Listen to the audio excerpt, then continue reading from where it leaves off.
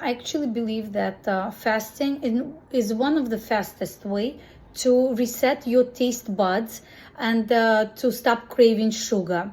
When you start practicing fasting and prolonged periods of time of not eating, it can be anywhere from 14 hours to all the way to 36 hours and longer, as many hours as you can handle. It helps you stop the cravings because your blood sugar comes down and your gut flora heals, especially with prolonged fasting, and it's the cheapest and the fastest way to stop craving sugar. Hello from our walk in the park. Skylark is happy and running.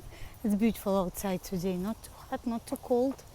I put shorts on just to get some sunshine on my legs, and we're enjoying the walk. Actually today my husband and I were fasting. We're doing a 36-hour fast.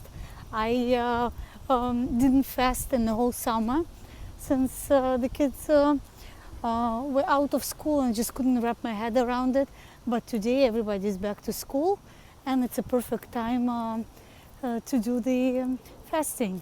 I do feel a little bit hungry. It's been already 24 hours since I ate last time, and I drank today a few cups of black and green tea, nothing added to it. And actually the last cup of tea made me a little bit hungry, so I regretted drinking it. Water, and I also add minerals to the water to give me more energy. I actually find fasting one of the best and fastest way to detox. I really feel that it resets the body and helps me kind of like feel better after a fast. This is what I'm using for minerals when I'm fasting. This is minerals from the ocean.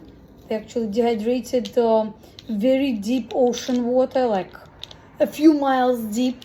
And I like that there are no additives to it, nothing bad added to it. It's just minerals, and it gives me energy, and I feel kind of like I mix it actually with warm water and I drink it.